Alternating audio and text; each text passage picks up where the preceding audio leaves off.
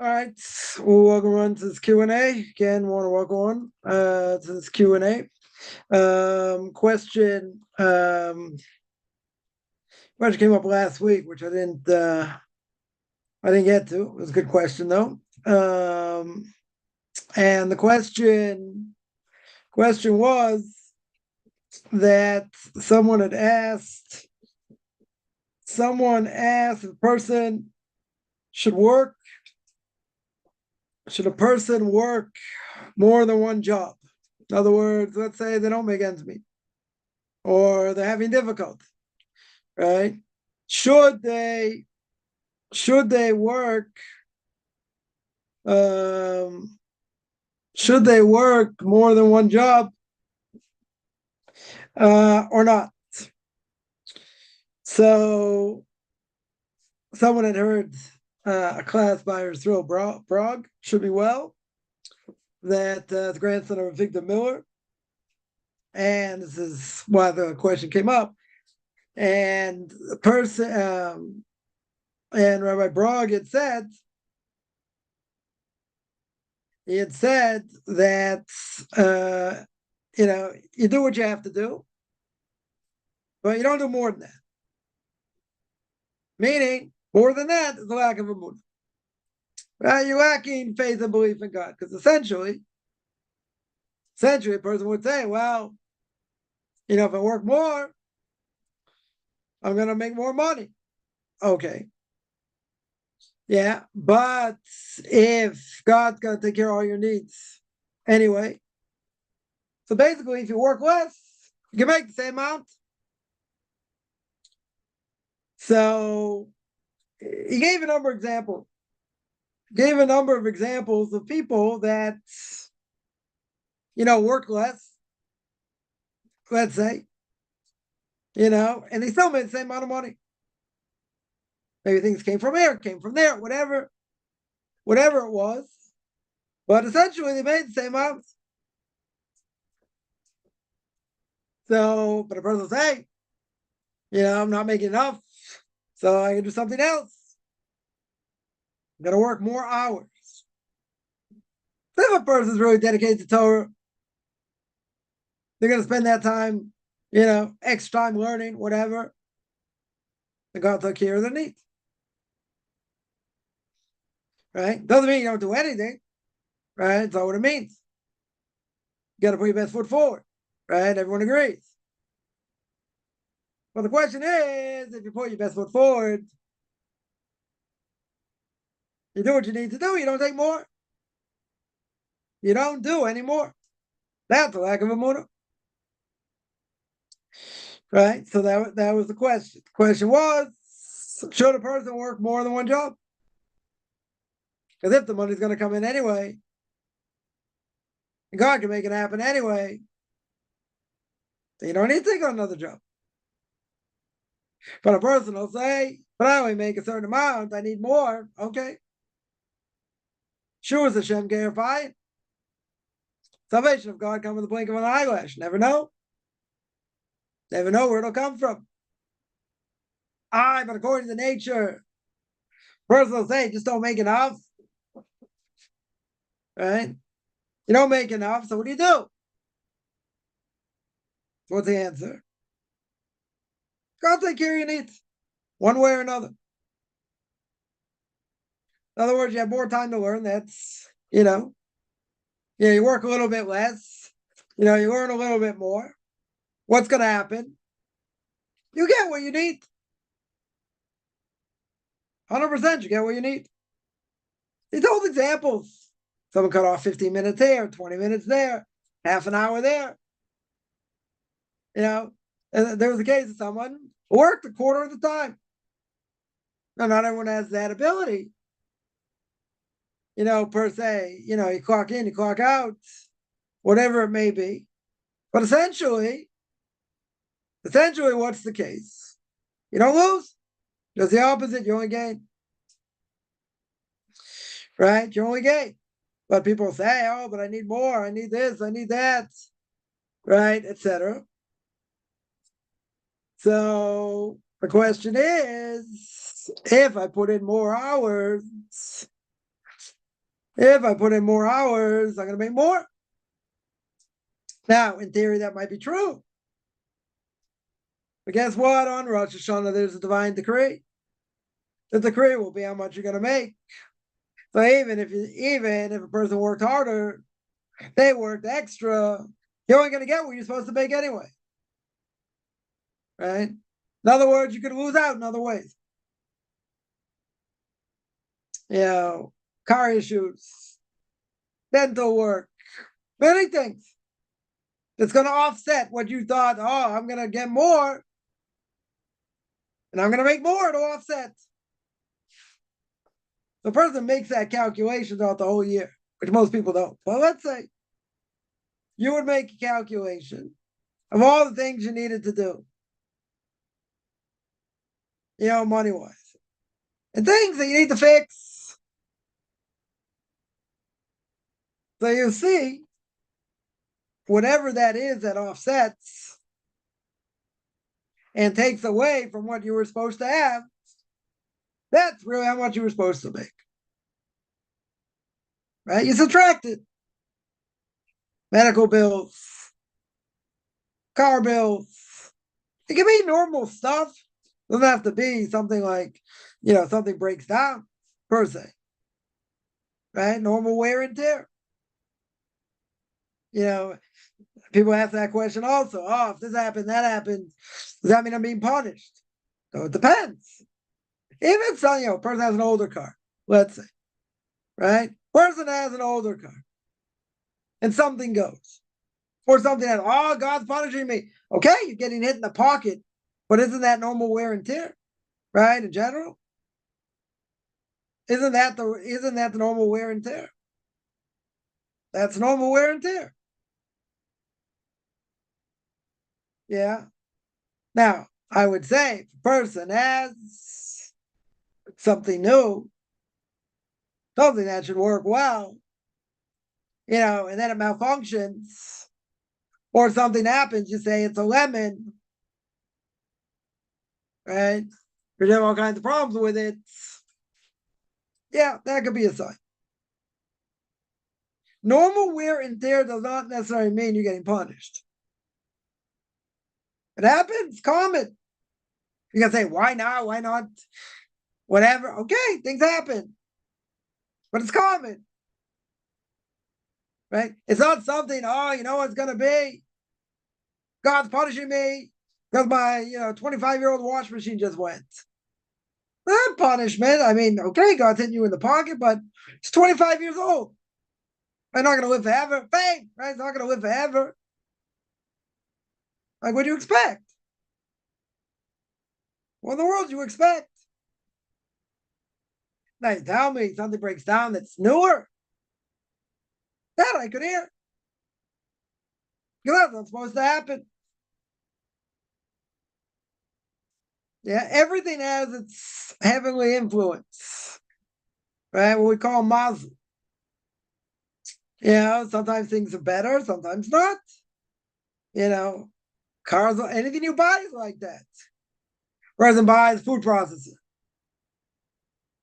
Person buys a fridge, a car, other things. Some things malfunction more than others, some don't. But you buy something, it's a lemon. It could be brand new, it could be relatively new. You can have mazel for it also. Should have good influence. 100%. So I would say if it's something new, it's something shouldn't break down. Yeah. Then you call it into question. Then you can say, oh, it sounds like punishment. Sounds like I'm supposed to lose over here. But if it's something that's already older and it's normal wear and tear, I know someone bought a relatively new car a number of years ago. I wouldn't say it was a great model, but whatever. Relatively new. Wasn't so old. The whole engine went. Basically had to replace the whole engine. That's a lemon. Yeah. You don't expect that. Person will say, it depends on the type of car. Some are better, some are this. Okay. True. You don't expect a relatively new car, or it's only a couple years old, whatever it is, to break down like that. That's unexpected.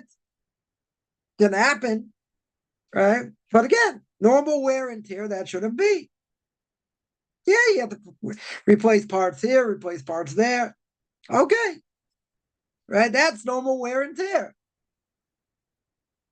But for goodness sakes, your whole engine goes after a couple years. That shouldn't happen. Should not happen. Right? So a car has to have its mazel. Anything you buy, whatever it may be. Person buys a house or an apartment, let's say. So what's one of the first things you're going to do? Right? You're going to get it inspected. Right? That's, it's a contingency. If it comes out all right, good. If it doesn't, either the owner's got to fix it or you take it off the price. Right? Essentially, you take it off the price.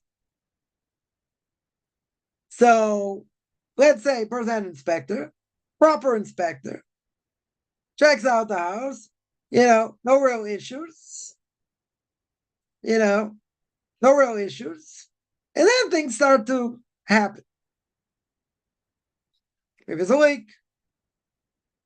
Maybe something with the furnace. I don't know. Whatever. Something goes. Something happens. See, now it's your problem. See, one benefit of renting. Anything goes wrong, landlord has to take care of it. Right? Person owns it, you got to take care of it. Okay. But most likely, the person can better to own than to rent. Right? Because just putting money, throwing money away. But, okay. People do what they can do. So what would a person say in that case? You can say, I did my status, I put my best foot forward, I took a proper inspector, and something went. Is that your fault? You're going to say, it's my mazel. It's supposed to be. You get hit in the pockets. It's unexpected. Okay. But you did what you were supposed to do. You investigated it. Someone checked it. Yeah, all these different things. Very good. Can something happen afterwards? Sure. Could be totally out of your control. Totally out of your control. Person has a car. I'll give an example. Yeah. Person has a car. Doesn't matter. Nice, old, whatever it is. Someone parks on their street. They park the car in the street, let's say. Say you live in an apartment building. And what happens? Somebody parks the car at the top of the street. Right? Not too far away.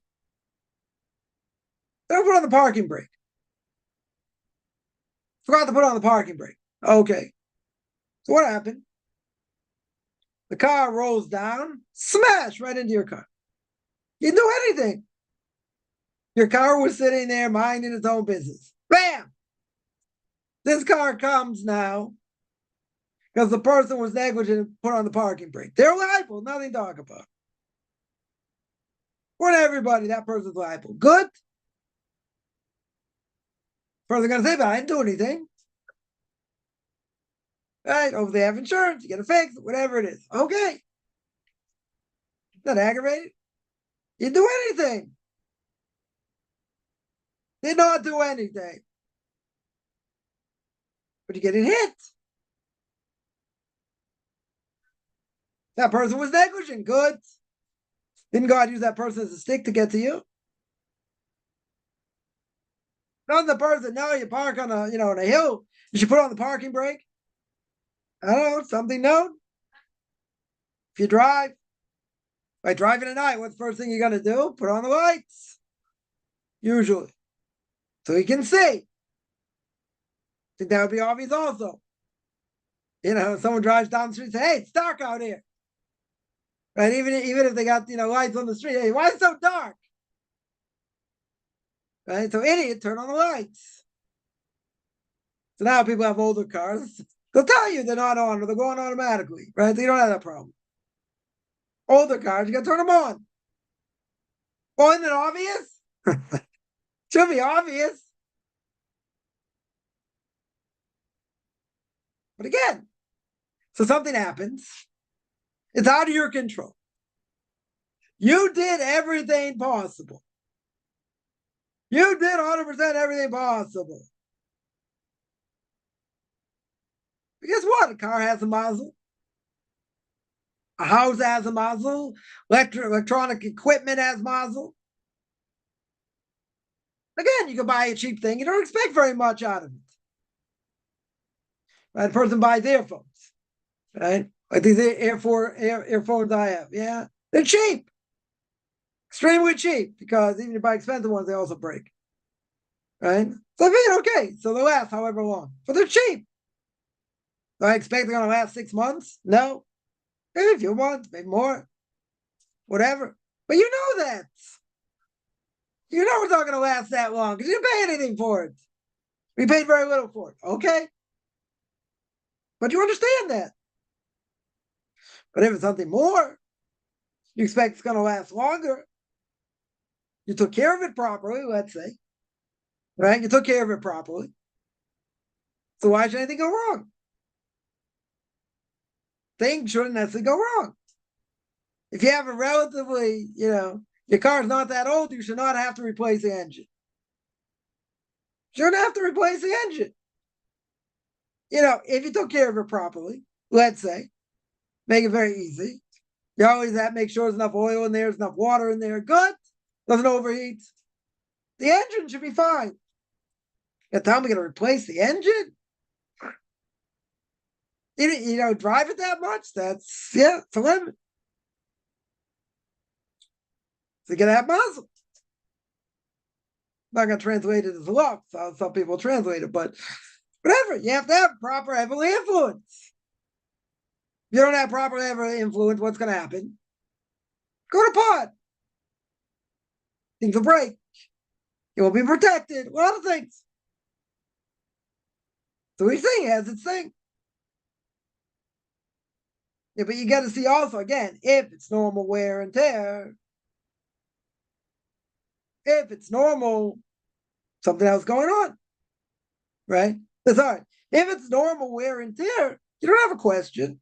It went. It's going to last forever? It's not going to last forever. Remember someone, had a certain Mercedes, said they were going to drive for 300,000 miles. They didn't get to 300,000 miles. I don't think they got to 200,000 miles. Yeah? Normal wear and tear. Not going to last forever. But if it's something that you don't expect it to happen, right, then you get hit in the pocket. Again, it's without negligence. If it's negligence, different issue. Different issue. So the question was, okay, should a person work more than one job? Is that a lack of emunah? Answer, yes. Because even if you would, you have to say, I need to make extra money. Okay.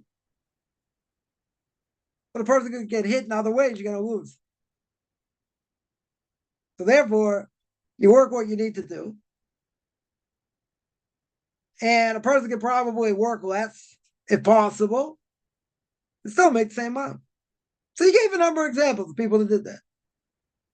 Took off time here, time there, 20 minutes here, half an hour there. He said somebody, they cut their time almost in half. Exactly how they did that. Whatever. But he said they cut their time in half. They had more time to work. And their needs were taken care of. Right? Someone said, but I need X amount. I need this amount for whatever it is. Rabbi Brog told them, don't worry. God will give it to you in another way. That's a lack of emunah. And that's exactly what happened. Right? Something came out of nowhere. Didn't expect. They're in the air, covered it. But if a person thinks, oh, I'm going to work more, this and that, no. You do what you need to do, and God takes care of the rest. Otherwise, you say, no, I got to do more, I got to do this, but you lose out. Right? We brought that down a number of times. But Rabbi Elchanan wants to admit, Shem Yikam Damot, God should avenge his blood. Famous student of Chofetz Chaim, head of the Shiva Baranovich. And talking about Rebbe's mother. And Rebbe's father died when he was a kid. So she was a widow. His mother was a widow at the age of 35, 9 kids. So she asked him, he used to come stay at their house, raise money for the Yeshiva Baranovich. So he said, what am I supposed to do? Raising all these kids. How much effort do I have to put in for livelihoods? And what's the boundary for having lack of emunah? Now she's the one bringing the money. She doesn't have a husband. She's bringing in the money. So he said he can't say definitely what the boundaries are. But he said if you put in too much effort, you try and put your best foot forward too much, you're going to lose in other ways. Exactly what we said. Person may lose, I don't know, medical bills, things in the house, car, whatever. You lose out other ways. Right? So, person should do what they need to do. More than that, they don't need to. And they shouldn't.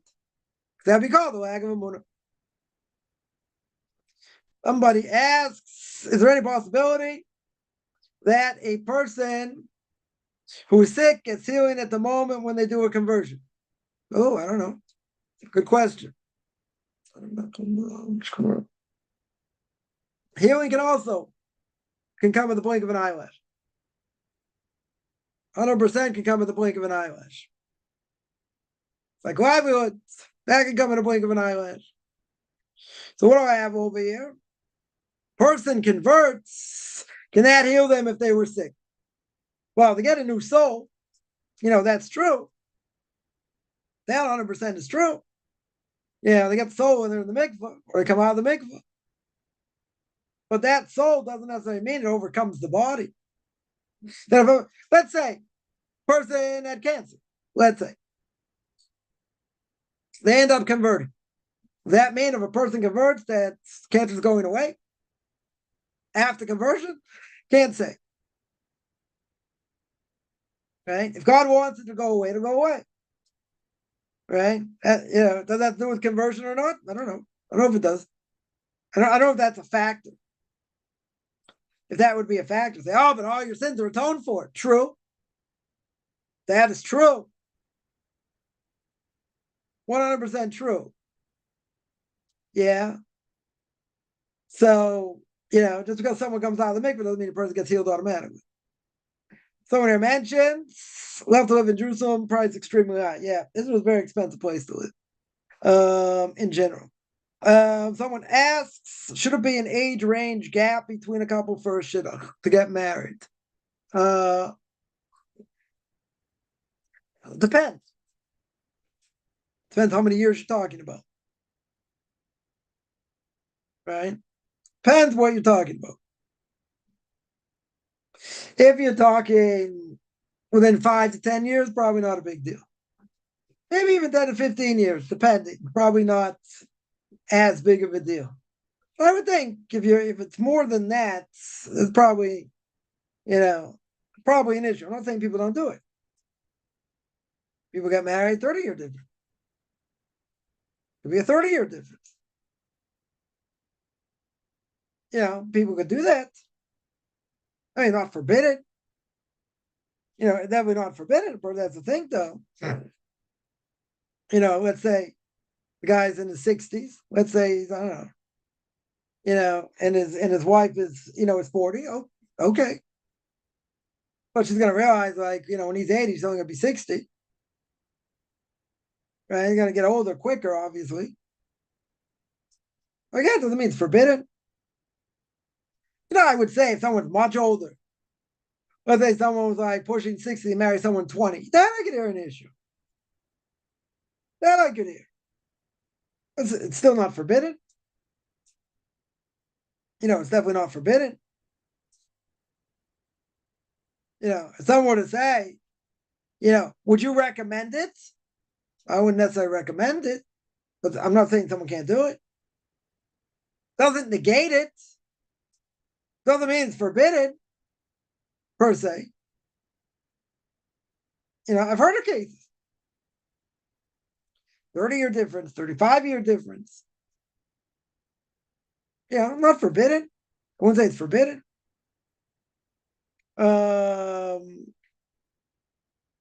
Someone asks, what? Let me get this other question first. 1 second. Somebody asks, can I explain the 5 points of the beard? Yeah. If a person applies to a guy, not to a woman, a guy's gonna have a beard, right? So you can't shave it. You cannot shave. The Torah says you can't cut the side of your head, right? So the question is, what does that mean? What does that mean? When it means cut it means certainly not with like not with a razor. Can't be something that goes all the way to the skin, right? That pulls out the hair from the skin. Right? I once saw a commercial for a certain electric razor, and it said it gets under the skin and pulls it from the root. I'm like, that's forbidden, right? Even an electric razor cuts like a scissors. That would be okay, as long as it doesn't take out the hair from the roots. Again, it applies to Jews, not to non-Jews. Right? So where are the 5 points? You got top of the jaw, bottom of the jaw, right? Top of the jaw, bottom of the jaw, in the middle. Those are the 5 places. Now, you'll see some people don't have beards.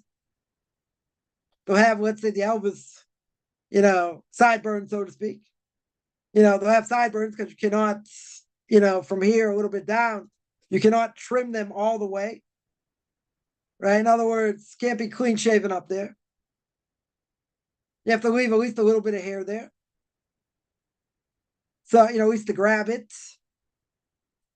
So from this area down to about here, let's say, you're not allowed to shave. Or if you do shave, first of all, it can't be with a blade. And second of all, it can't go directly to the skin. You can trim it, but you got to make sure you have something to grab onto. Because if it goes straight to the skin and you dig it up from under the skin, that's forbidden. Right? That 100% would be forbidden, even if it's done by a scissors motion. Because really, you're talking about destroying it. Right? From underneath, that would be forbidden. That 100% is forbidden. Right? So therefore, even if it's done with a scissors movement, that would be forbidden. All the more so with the razor. That's exactly what a razor does. Right? So you will see people with full beards because, it's not so clear where the 5 points are. We mention them, but some people will not want to take any chances. So they'll grow a full beard. Yeah, they will not trim anywhere.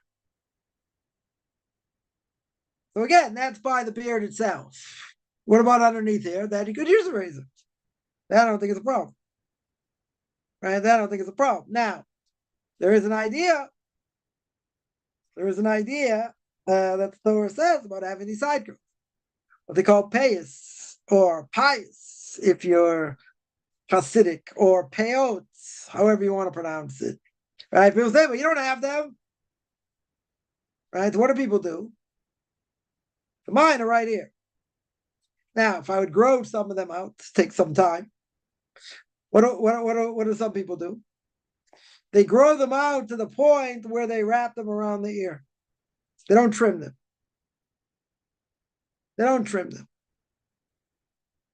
Now, if someone doesn't grow them that long, does that mean they don't have payas? No. There are those who'll be stringent. They won't trim it at all. And they'll leave that area long enough that it grows. They won't trim it. So if they don't trim it, what's going to happen? It's going to get long. And the longer it gets, what are you going to do? You wrap it around your ear. See, person may see somebody who's got these long payas over here that, they wrap around the ear. Or by some Hasidim, they grow them very long. Why? Because they won't trim them. Now, why won't they trim them? Very simple. They're worried if they do, maybe they'll get too close and it'll be forbidden. And some people have this beard, they have this big bushy beard, they won't trim it at all. Look like Grizzly Adams. Okay. Why won't they trim it? Because they won't take chances.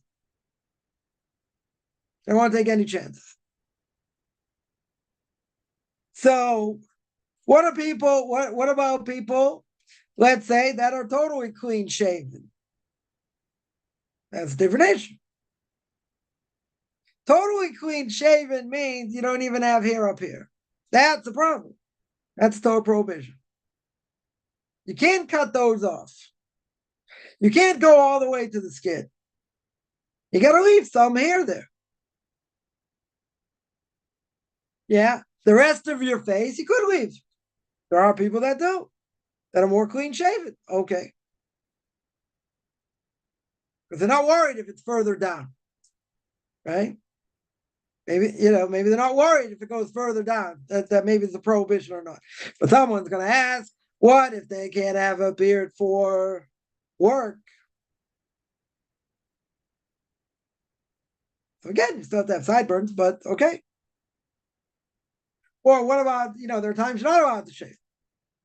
During the intermediate days of holiday, of Passover, of Sukkot, you're not allowed to shave.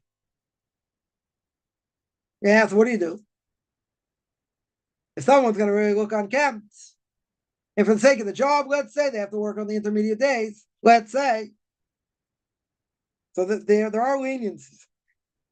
There are leniencies the person would be allowed to shave. Because if they don't shave, they're going to look pretty scraggly. Someone who works, depending on what they do, bad for business. Going to be clean shaved. This should look like a bum, let's say. Okay. There are leniencies for such a thing. Definitely leniencies. But again, you're not, there's a certain area you're not allowed to touch, and that's right here.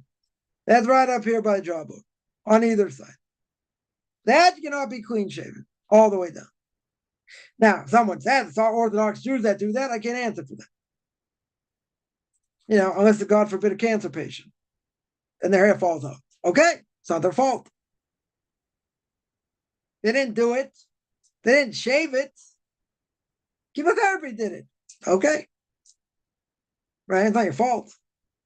Or let's say, if a person would cut off that area, which is forbidden, what if they didn't do it with the scissors or a razor? What if they did it with nair?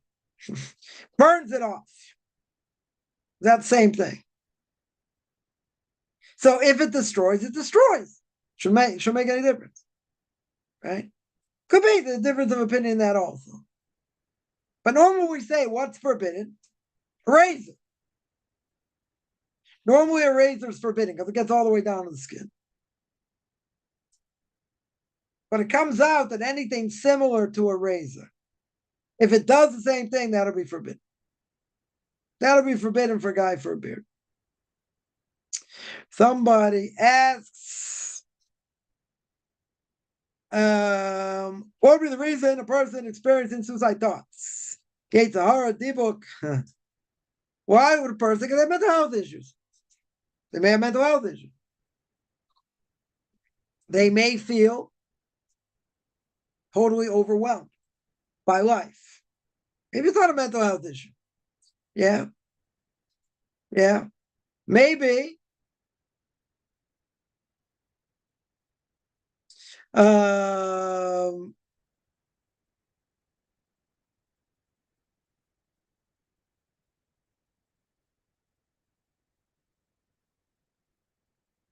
but at the end of the day, at the end of the day, could be the evil inclination. I wouldn't say a dibuk. Dibuk is where another soul tries to get into the body, right? I wouldn't, and that's very rare. Very, very rare. I'm not going to necessarily go into it. I've spoken about it before, but it's very, very rare. So I wouldn't say it's because of that. Definitely could be because of evil inclination. And the fact that the person gets beaten down in life and life is hard. Suicide was up during COVID. People couldn't make money. Yeah. Not because the places got looted or whatever. Things were shut down. Shut down for months. People couldn't open. People couldn't make money. People couldn't pay suppliers. Couldn't pay workers. They felt the crunch, big crunch. Suicide was definitely up. Again, you can't judge someone unless you're in their shoes. But there were people who never had such issues before. And it's the pressure killed them. Literally. So, you can't judge that per se. It could be. I would think in a lot of cases, it could be the person is under a lot of stress, under a tremendous amount of stress. And because of everything around them, makes them feel life's not worth living. Now, again, the question is how serious the thoughts are. Most people, if they commit suicide, God forbids, which is bad for Jews and non-Jews, no question. But if they would, then definitely some sort of mental health issue. Yeah, it could be depression. It could be, a person, just feels crunched on all sides, feel like there's nowhere to go. There's nowhere to help or to get help or whatever. So what happens? So what happens is they feel pressure. They feel a ton of pressure. They feel like they can't function. They feel like they can't breathe. They feel, Now, could that also be the work of the Yetzer Hara, of the evil inclination? Sure. Just give up. It's not worth it. Life is too hard. Yeah, no one's going to miss you anyway. Let's say, God forbids. Or different ways. But usually it's either because the person suffers from depression, or they feel like they're getting crunched. They feel there's no way hope. There's no help. Right? There's no hope. Could be a number of cases. A number of reasons why. I wouldn't say it's because of a dibuk, though. That person's like their soul has been overtaken by someone else or something like that. I wouldn't say that, right?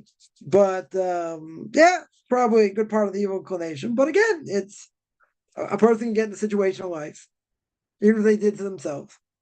They feel there's no way out. There's no hope. So let's say that's an option. Okay, whatever happens, happens, but not worth living. Life's not worth living.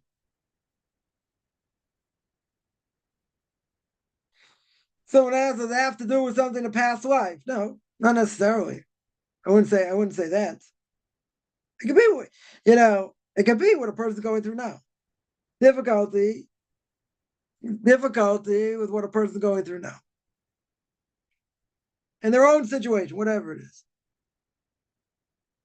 Whatever it is.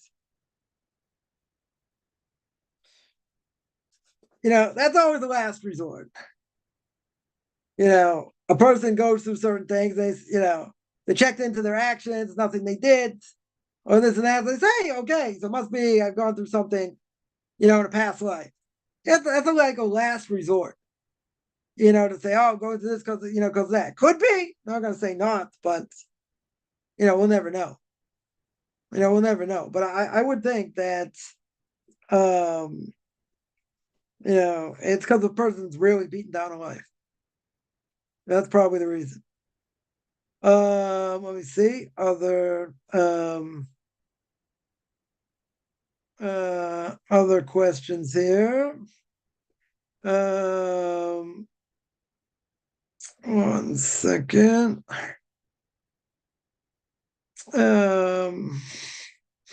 Someone asks, what if because of lack of money you can't perform certain mitzvahs? You can't do it.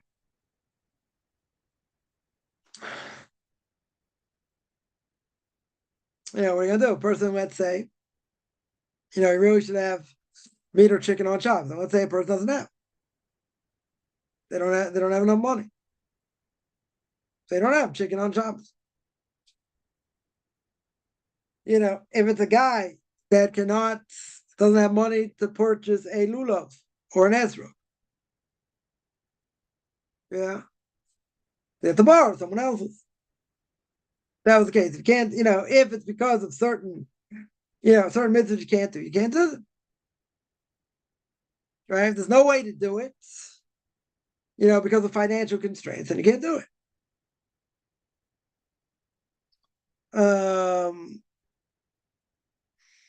Someone says, I noticed there's kosher dish soap at the store. Can I elaborate why is the need for kosher dish soap? Probably isn't. Probably don't need it. Right? Probably don't need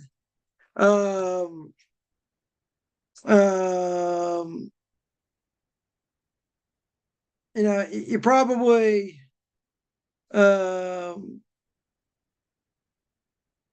it's probably okay. Right? It's probably okay.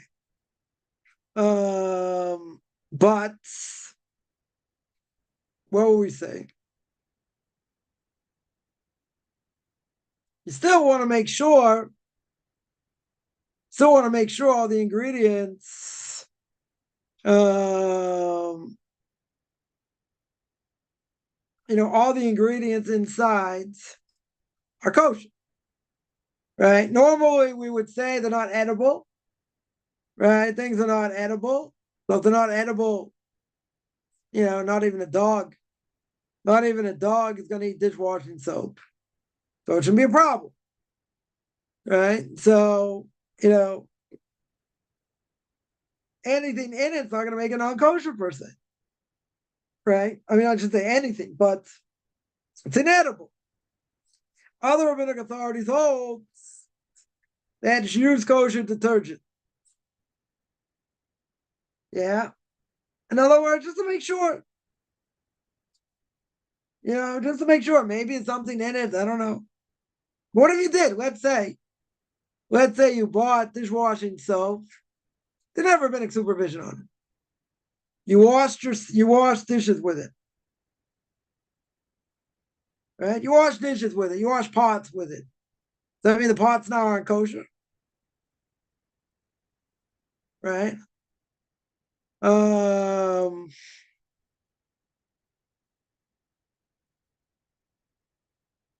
pots are kosher. 100% the pots are kosher. Right? Not an issue. But what's going to happen?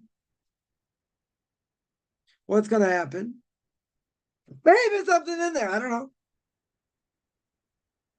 Maybe there's something in there. Very good.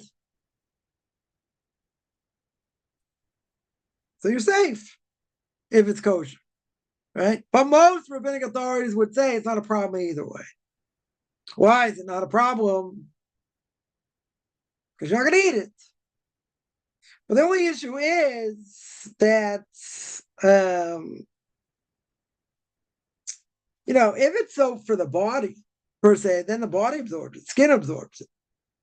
Right? But again, similar thing. No one's going to eat it, but you got to make sure. I just got to see there's no mixture of milk and meat in there. Could be, but most likely not. So it shouldn't be a problem. Someone asked, the book of Enoch exists in Judaism. Nope, we don't hold of it. We do not hold of it. Explain Judaism teaches about Metatron and no. I'm not going to speak about angels. Definitely not going to speak about angels. Different angels. God asked to give the Torah to the nations of the world before he gave it to Jews, right? They didn't want it. They rejected it. Gemara says, for the Torah 2b to 3a, right? Very true. So is it the will of God humanity keep the Ten Commandments? Why? They don't apply to them. 10 Commandments are for Jews, not for non-Jews. Now, non-Jews are going to keep whatever universal, whatever makes sense, logically, according to Torah. Right? So in this case, respecting parents. It's universal. Honoring parents. All right, I wouldn't say go that far. What if they're evil? Right? But, even respecting parents, non-Jews should do. Shabbos doesn't apply to non-Jews. Right? Many of these commands, idolatry does apply. Right? Believing in one God does apply. But again, not all of them do apply. So I wouldn't say the Ten Commandments all apply to non-Jews. Some do. 100% some do. But who says all of humanity has to keep them? If they apply, right? If they apply to non-Jews, very good. If they don't apply to non-Jews, then no. So then you got to say, okay, does non-Jew have to keep 10 Commandments? No. If they apply, good, they should keep them. But not all of them, certainly not. Somebody asks over here, how can we fight Mr. S when it comes to laziness? You gotta, when it comes to, in spiritual things, I would say you gotta fight like a dog. You gotta fight like a dog. For anything in spiritual terms. Anything. Right? To be religious today, it's a big miracle. A lot of influences out there that are negative, tremendously negative. So a person has to be more insular. More insular. In other words, I'm not saying you can't have fun. You have to know, according to Torah, how to have fun. Very good. But you have to at the same time, be firm. Be strong and realize, what King David says. You're only here 70 years. If you have strength, 80 years. Everything over that, I would say, is a bonus. We're not here very long. Doesn't matter how old you are. Time goes by very fast. Person should not say that, I got time for this, time for that. I'll kick back. I'll sip some pina coladas. It's got to be focused. You got to be focused at all times. At all times. Can't let your guard down. Remember, once you let your guard down, you take a few steps backwards. You got to take 2 steps forward to get back to 0. The evil inclination, I saw Rabbi bring this down the other day about El.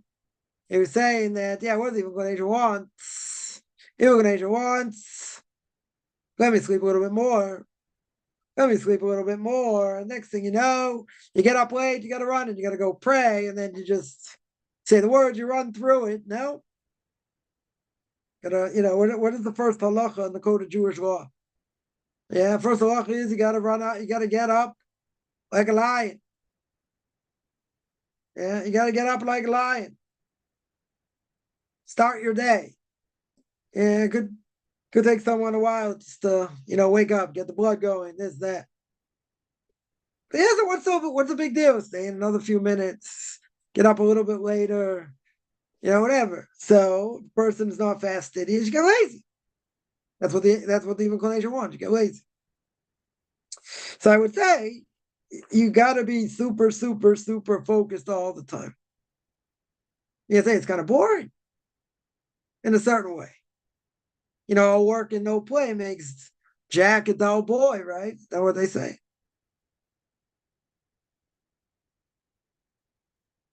Chofetz Chaim used to say, people think time is money. Chofetz Chaim says, I say time is life. We waste it. So you're going to ask, how do I not be lazy? Think about what I'm doing in the world. Think about what I should be doing in the world, what my obligation is. Chosrov says we only do a quarter, not even a tenth of what we're supposed to do. And how we're supposed to serve God. Well, better get on your horse. Better stay focused. That's what you got to do. And if not, right, very easy to be lazy. Very easy. Even if a person, let's say, has the merit to learn Torah for a good part of the day, they don't feel they're doing anything. Yeah, to get intellectual stimulation, this, that. Well, they feel they're just like another number, another person sitting on the bench. Gotta live inspired. Well, not so easy. Remember one thing: Torah, Olam Haba, the next world, and Israel are three things very hard to acquire. Torah is something King Solomon says you gotta want like diamonds, rubies, gold, greenbacks. Yeah, you gotta want it more than anything else. But you gotta understand also, I would tell you, by the book, The Gate of Repentance, go through the third gate. Go through the third gate. Talks about punishments for sins. Right? So I'll give one example. Scare everybody here. Give one example. Mentioned this before. He says, if a person nullifies a positive command, didn't eat matzah on Passover, let's say. He didn't put on tefillin one day. Phylacteries, whatever you want to call it, for all you men out there. Says Rabbeinu Yonah in the Gate of Repentance, there's no positive commands that is not dependent on resurrection of the dead. What does that mean? It means that, okay, a person got lazy, missed the time, he didn't do it, didn't feel like doing it, whatever. You missed the opportunity. Okay. Please say I'll get the opportunity tomorrow. Fine. But you missed the opportunity. So what happened? That mitzvah is also dependent on resurrection of the dead. You want to get up a resurrection of the dead, you got to fulfill positive commands. Shut up and eat the matzah. Put on tefillin. That's what you got to do. Doesn't mean if you didn't do it, you don't get up. But that's how powerful the command is. So again, you say, oh, good scare tactic. Yeah, maybe. But think about what I'm doing in the world. Think about what my purpose in the world is. Isn't it easy? Kick back, have a beer, watch ball game, this and that. Isn't that interesting? People enjoy that? Why not? Big waste of time, but it's interesting, fun for a lot of people. A lot of people very much into it. Very good. Very, very good. What happens?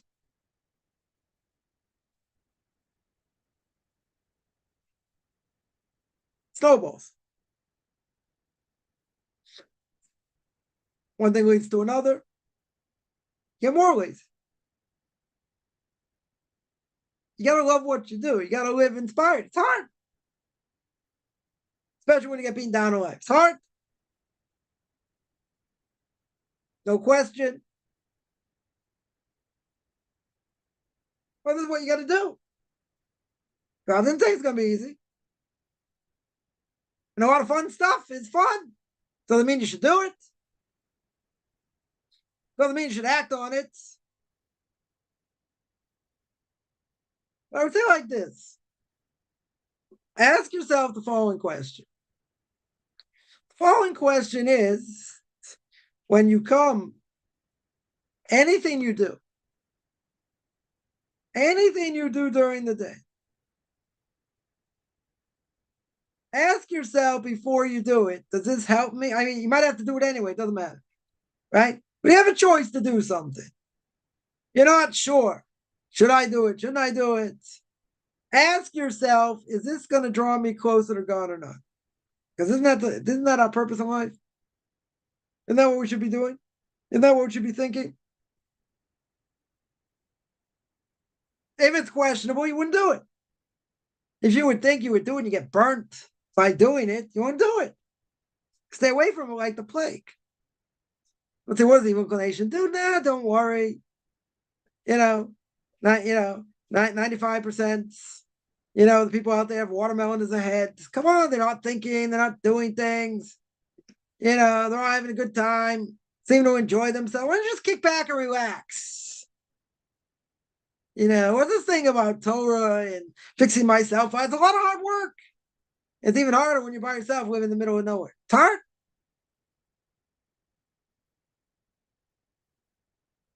So I ask $2 million question: does the person want fantasy, or they want to be the real deal? Real deal comes at a price. Comes at a price. You're gonna want it. You don't want it more than anything else. I mean, my simple answer. Somebody asked, concept reward and punishment applied to non-Jews, JIT. Sure it does. Yeah. No, I had laws. If a non-Jew doesn't keep them, some of them, death penalty. If you don't repent. Anyone who's a Christian has to repent, otherwise you don't get a portion of the world to come. Pretty serious. So reward and punishment definitely applies. Applies as much to non-Jews as it does to Jews. Jews got a lot more to worry about than non-Jews. A lot more, because a lot more mitzvahs. So we got a lot to worry about. Okay. Non-Jews also have what to worry about. But it does apply 100%. 100% does apply to non-Jews, it does to Jews. Somebody asks, I know I was 7 or 30. More. Could be 50. Could be 50 to 60, some say. The 7 are just an umbrella. 7 are just an umbrella. I think they're about 50 to 60. Let's say altogether. Right? They're called 7 because they were passed down from Adam to Noah. There were 6. Noah added another one. There was another one added. Right? That's why he got 7.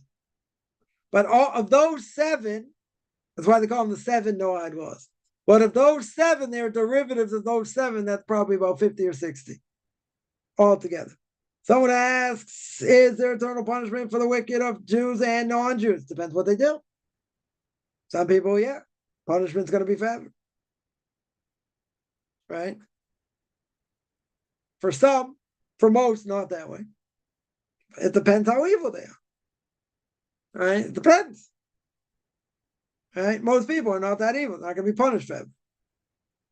Right? And if so, in the book of Hovos Levavos, the gate of Avodas Elohim, says there's no eternal punishment. I know others disagree. Gemara disagrees with that. Right? That has to be understood. Right? Usually, I think what he means over there is that for most things, there's no eternal punishment. In other words, 12 months or 11 months, person will suffer, and that's it. Someone's really truly evil, they get punished forever.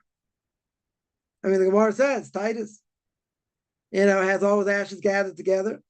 Every day, he's put back together, he gets burned for eternity. Every single day. Gets his body burned. Yeah.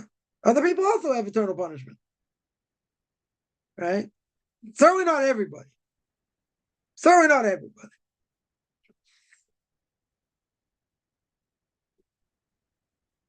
Most people today will not have that. For sure not. Most people are not that bad. Someone asked, factory soap is made from fat oil from where? I don't know. I don't know. Usually it's not a problem, though. No matter what it's made from. Even if it's made from a non-kosher animal. First of all, no one's going to eat it. Second of all, even if it goes into the skin, it doesn't matter. I'm allowed to. If it's a non-kosher animal, I get benefit from it. If it would be a mixture of milk and meat, that'd be a problem. That for sure would be a problem. Right? So it doesn't matter where the fat comes from. I mean, if it's animal fat. If you want to say that it goes in the body, goes in the skin, right, goes to the body, okay, but you're allowed to get benefit from it, right? In either case, no one's going to eat it, so it doesn't really matter, right? It doesn't really matter where it comes from unless it's a mixture. It's a mixture of milk and meat. If it be a mixture of milk and meat, that'd be a problem. That would be a problem. If it's not from an animal, even better. Synthetic, right? So if it be synthetic, not an issue, right? 100% not an issue. Yeah. Other questions?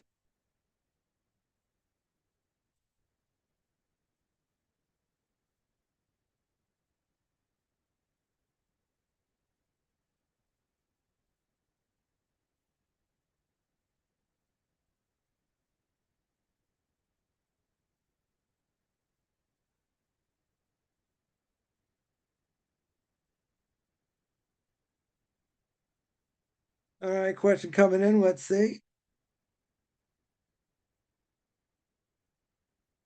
Where's a good place to build? Where's a good place to build a Jewish library? Good place, be a living room. Yeah. Or person has a study, let's say. Because I would say, if you go, to any Orthodox Jew's house in general, first thing you'll notice, probably you walk in the door, should be, bookcases of books. Usually in the living room. Other people have books, other places, right, as well. But I would say it's usually in the living room. Usually, a person has, it's probably covered, with bookcases. So yeah, I would say in the living room, right? Where to buy books? Get plenty online. You get plenty online. But if you live in a Jewish community, right? So once the person moves to Jewish community, one of the things by bigger Jewish communities, they have bookshops. But you get plenty of things online. You go to artscroll.com, feldheim.com. Plenty of books to buy. You can get online. But again, most big cities have places that sell Judaica, sell books, right? So you get them in most cities with a big Jewish population. Should the books? Should we have the books for my class? Yeah, I think they're good to get. Certainly Pirkei Avos, Chos Vavos, right? There's the hard person should have. Yeah. Should we study those without guidance? Could you read on your own? Sure. Right. There's a book I recommend. It's probably the most expensive book, probably about $100, which is the 39 Malachas, 39 categories of forbidden work by Rabbi Rabbi, I think 3 volumes, 4 volumes. They're good books to have references also.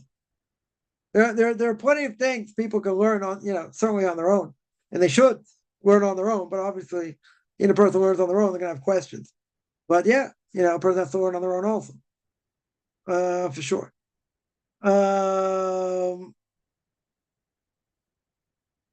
Yeah. Any other? Let me see. Any other questions?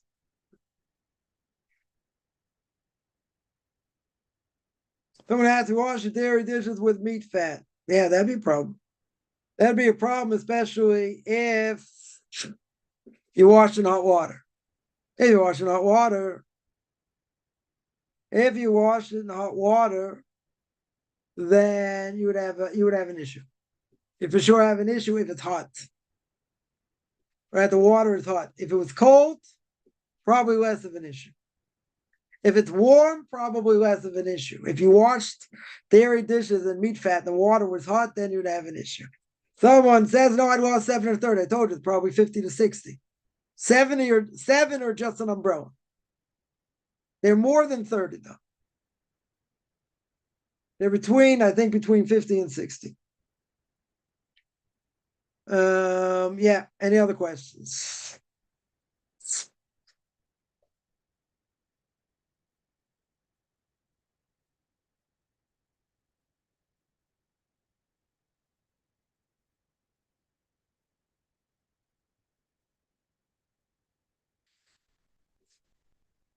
Yeah. Question coming in.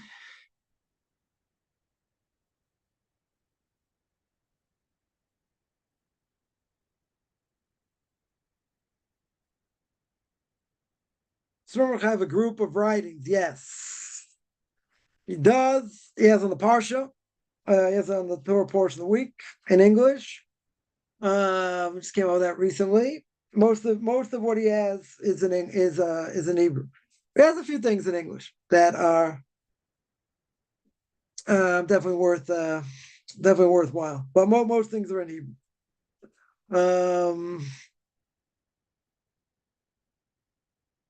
Yeah. Any other questions? Is Shabbat one of the? No, I was nope. Sabbath does not apply to non-Jews. Now, if they want to partake in some way, they could, but it really doesn't apply to them. For JIT, a Jew in training, they want to convert, okay, but essentially it doesn't apply to them, and they can't keep Shabbos like a Jew. That's for sure. If they would say, I'm going to refrain from doing one of the 39 categories, that's forbidden. That is forbidden. They want to have a special meal, okay. They want to pray on Sabbath, okay. Yeah, they can do that. They can do that, but other things, other ritual belongs to Jews, not to non-Jews. Doesn't apply to non-Jews. Can I recommend a good Hebrew course? Yeah, I'll send you a link on that. I'll make a note here to send you a link. Yeah. Any other questions?